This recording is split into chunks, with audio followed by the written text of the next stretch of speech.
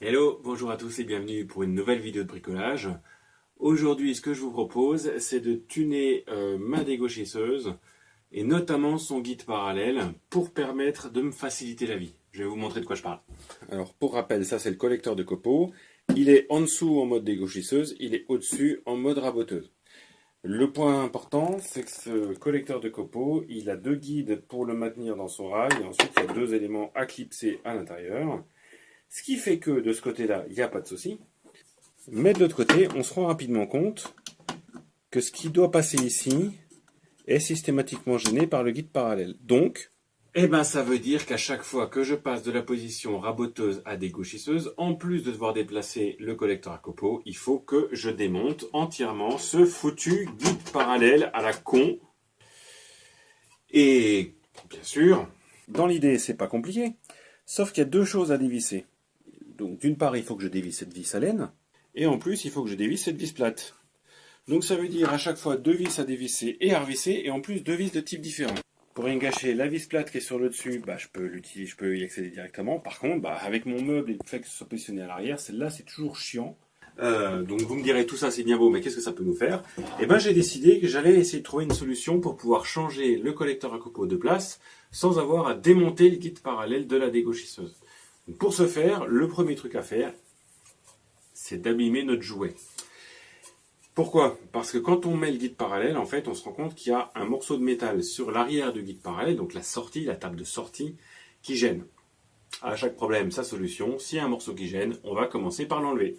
Donc on va faire un marquage sur le guide parallèle et ensuite une découpe pour pouvoir enlever la partie qui gêne et vérifier ensuite qu'on peut mettre, je l'espère, l'aspirateur à copeaux sans avoir à démonter ce guide parallèle.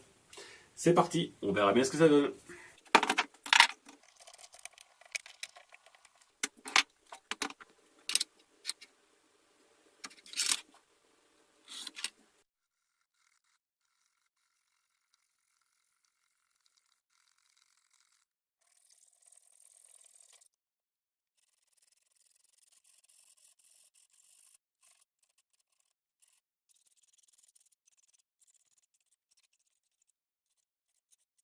Alors j'ai enlevé 12 mm de haut sur 112 mm de large.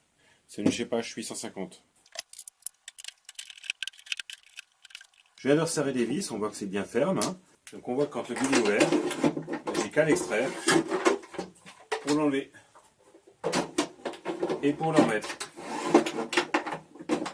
Donc avec le guide parallèle remonté, je peux presque l'enlever. Presque. Parce qu'en fait, il y a ce bras-là qui gêne.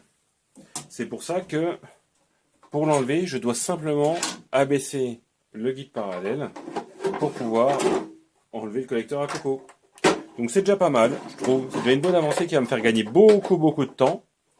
Parce que c'est passablement chiant d'enlever et de mettre le guide parallèle. Ça va rendre le passage de la dégauchisseuse à la raboteuse bien moins chiant. Voilà, je voulais partager avec vous cette petite astuce qui, franchement, facilite bien la vie avec cette dégauchisseuse. Donc, c'est la Chepache 850.